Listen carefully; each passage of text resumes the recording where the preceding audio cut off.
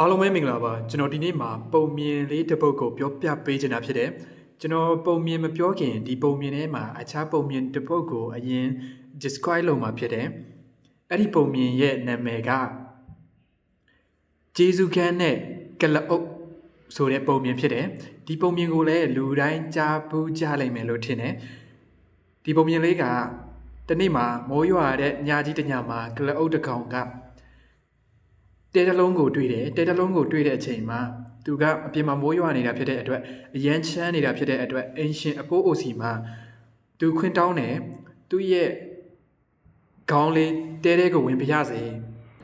အပြင်မှာမိုးရွာနေတဲ့အတွက်အရန်ချမ်းလို့သူ့ရဲ့ခေါင်းလေးဒီတဲတဲကိုဝင်ပြရစေဆိုပြီးတော့ခွင့်တောင်းတယ်ဒီအချိန်မှာလည်းဒီအဖိုးအိုကအပြင်မှာလည်းမိုးရွာနေတာဖြစ်တဲ့အတွက်ဒီကလအုပ်ကိုတနာလို့သူပြောတဲ့ခေါင်းလေးကိုဘေးဝင်လိုက်တယ်ပေးဝင်ပြီးတဲ့အချိန်မှာဒီကလအုပ်ကသူ့ရဲ့ဘို့မှာရေတွေဆိုးပြီးတော့အရန်ချမ်းနေတဲ့အတွက်ဘိုးလေးဝင်ခွင့်ပြုပါဆိုပြီးတော့ထပ်ခွင့်တောင်းတယ်အဲ့ဒီအချိန်မှာလည်းအဖိုးအိုကတနာတဲ့စိတ်နဲ့စာနာတဲ့စိတ်နဲ့ဝင်ခိုင်းလိုက်တယ်ထပ်ပြီးတော့ကလအုပ်ကသူ့ရဲ့ကြော်ကမိုးရေဆိုလို့အရန်ချမ်းလို့တဲတဲကိုဝင်ပြရစေဆိုပြီးတော့ခွင့်တောင်းတယ်နောက်ဆုံးမှာသူ့ရဲ့တကူလုံးဝင်ပြရစေဆိုပြီးတော့ခွင့်တောင်းတယ်အဲ့ဒီအချိန်မှာလည်းအဖိုးအိုကတနာစိတ်နဲ့ခွင့်ပြုလိုက်တယ်စာနာစိတ်နဲ့ခွင့်ပြုလိုက်တယ်ဒါပေမဲ့တကူလုံးရောက်သွားတဲ့အချိန်မှာဒီကလအုပ်ကအိမ်ပိုင်ရှင်အဖိုးအိုကိုကန်ပြီးတော့ထုတ်လိုက်တယ်သူကဒီအိမ်ကိုအပိုင်ယူသွားတယ်အဲ့လိုပဲနိုင်ငံလေးတစ်ခုမှာဟိုရှိတုန်းကနိုင်ငံလေးတစ်ခုမှာလူမျိုးစုတစ်ခုနေထိုင်ကြတယ်ဒီလူမျိုးစုတစ်ခုကဒီနိုင်ငံထဲမှာမြစ်ကြီးတစ်စင်းရဲ့ဘေးပက်ပက်လယ်မှာသူတို့ကအခြေချနေထိုင်ကြတယ်သူတို့ကဗုဒ္ဓဘာသာလူမျိုးစုဗုဒ္ဓဘာသာနိုင်ငံလေးအဖြစ်တည်ထောင်ပြီးတော့နေထိုင်ကြတယ်သူတို့နေထိုင်တဲ့ကာလက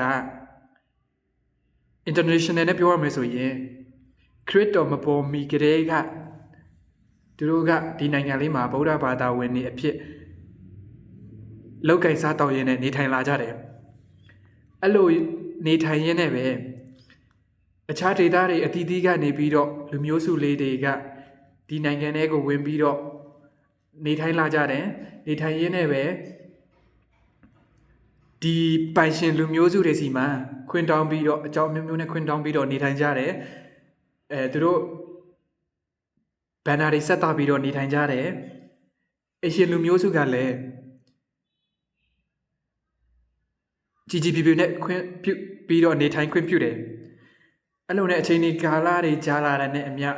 လူမျိုးစုလေးတွေတဖြည်းဖြည်းနဲ့များလာကြတယ်နောက်ဆုံးမှာနိုင်ငံကြီးတစ်ခုအဖြစ်တည်ရှိသွားတယ်အဲ့လိုအချိန်မှာဒီကြားထဲမှာအကြောင်းမျိုးမျိုးကြောင့်ဒီလူမျိုးစုတွေအချင်းချင်းပဋိပက္ခတွေဖြစ်တယ်ပဋိပက္ခတွေဖြစ်တဲ့အချိန်မှာလူမျိုးစုတစ်ခုနဲ့တစ်ခုနဲ့ကကွဲသွားကြတယ်ကွဲသွားကြတဲ့အချိန်မှာလူမျိုးစုတစ်ခုနဲ့တစ်ခုကသူကတာလိုက်သူကအနိုင်ရလိုက်ကိုကတာလိုက်ကိုကအနိုင်ရလိုက်နဲ့ဖြစ်လာကြတယ်အဲ့လိုနဲ့ကြားလာတော့ကြတော့ဘေးဒေတာကနေဝင်လာတဲ့သူတွေကသူတို့အားကောင်းတဲ့အချိန်မှာအချိန်ခဏလေးအားကောင်းတဲ့အချိန်မှာသူတို့ပိုင်ခဲ့တဲ့နေမြေတွေကိုသူတို့ဒေတာလို့သတ်မှတ်ပြီးတော့အရှင်လူမျိုးစုတွေကိုသူတို့ကပြန်ဆွဆွဲကြတယ်ဒီဒေတာကငါတို့ပိုင်ခဲ့တဲ့ဒေတာ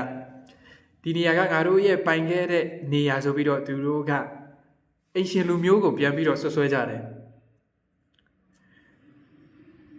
ဒီလိုဆွဆွဲခြင်းကလည်းဒီလိုတွေတမိုင်းတွေကိုပြန်ပြီးတော့ဆွဆွဲခြင်းကလည်းသူတို့ကမူရင်းတမိုင်းအစကိုမလန်မဲနဲ့သူတို့လိုချင်တဲ့ကာလပိုင်းခြားလေးကိုပဲလှန်ပြီးတော့သူတို့ရဲ့ data သူတို့ရဲ့နေမြေပါဆိုပြီးတော့ပြောကြတယ်တကယ်တမ်းဆိုရင်သူတို့ဝင်မလာခင်ကတည်းကအင်ရှင်ကဘသူလဲသူတို့ဘသူဒီနိုင်ငံရဲ့ပိုင်ရှင်ကဘသူလဲဆိုတာသူတို့မေ့ထားကြတယ်မသိကြအောင်ဆောင်ကြတယ်ကာလအပိုင်းခြားလေးတစ်ခုကိုပဲဆွဲထုတ်ပြီးတော့သူတို့ရဲ့ data သူတို့ရဲ့နေမြေပါဆိုပြီးတော့ပြောကြတယ်အဲ့လိုနဲ့ပဋိပက္ခပေါင်းများစွာဒီနိုင်ငံလေးမှာဖြစ်နေတယ်အဲ့ဒါကဘယ်နိုင်ငံလဲဆိုတော့ကျွန်တော်တို့မြန်မာနိုင်ငံဖြစ်တယ်ကျွန်တော်တို့မြန်မာနိုင်ငံဆိုတာကခရစ်တော်မပေါ်မီကတည်းကတိုင်းပြူလူမျိုးတွေဆိုတာကဒီမြန်မာနိုင်ငံအေယာဝတီမြို့ဝမ်းတစ်လျှောက်မှာဗုဒ္ဓဘာသာနိုင်ငံလေးအဖြစ်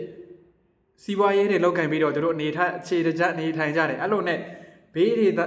ဒေသကနေပြီးတော့ ပြောင်းရွှေ့လာကြတဲ့လူမျိုးစုတွေနဲ့အတူတူနေထိုင်ကြတယ်အခုချိန်ကကြတော့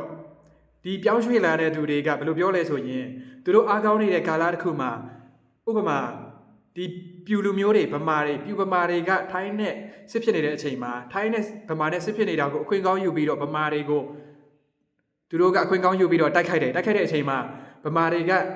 အားနည်းနေတဲ့အချိန်ဖြစ်တဲ့အတွက်သူတို့ကခဏတစ်ဖြုတ်နယ်မြေတွေရလိုက်တယ်ပေါ့ဗမာတွေကခဏတစ်ဖြုတ်နယ်မြေတွေလက်လွတ်လိုက်ရတယ်ဆိုတော့အဲ့လိုကာလအချိန်လေးကိုပဲသူတို့ကအတီထင်းပြီးတော့ဒီမြန်မာနိုင်ငံရဲ့ဘေးဒေသကငါတို့ဒေသပါဒီမြန်မာနိုင်ငံရဲ့ဘေးနေရာကငါတို့နေရာပါဆိုပြီးတော့